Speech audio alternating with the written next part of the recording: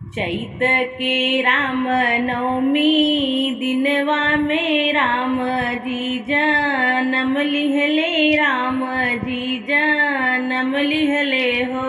ललना घरे घरे बाजेला बधैया, महलिया उठे सोहर, महलिया उठे सोहर हो।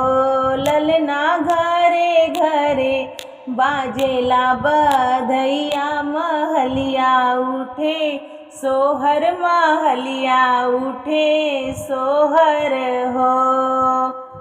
केकरे जन्म लेन राम त केकरे लक्ष्मण शत्रुघ्न, केकरे लक्ष्मण शत्रुघ्न हो। ललना केकरे जन्मे भरत भूवाल, तीनहु लोक सोर भैले, तीनहु लोक सोर भैले हो।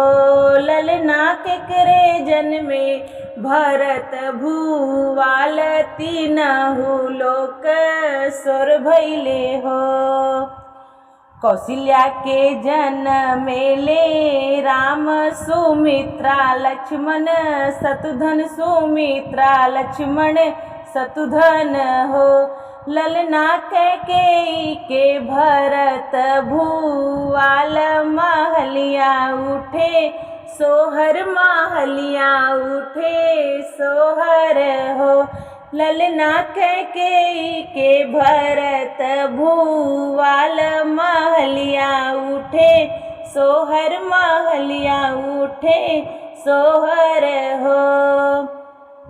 केई लुटावेला धन, केई धेनु गैया त केई धेनु गैया नु हो। ललना केई लुटावेला गहनवा, महलिया उठे सोहर, महलिया उठे सोहर हो। कौशल्या लुटावेली अनधन, सुमित्रा धेनु गैया, सुमित्रा धेनु गैया नु हो।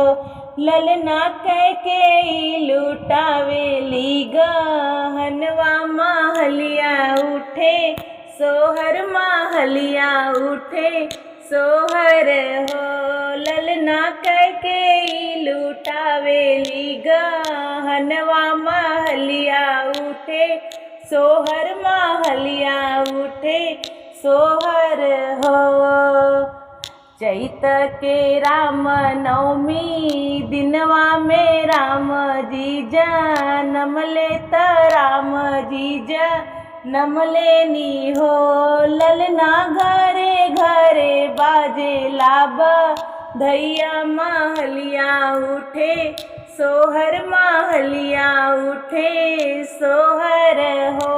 ललना घरे घरे बाजेला बधैया, महलिया उठे सोहर, महलिया उठे सोहर हो।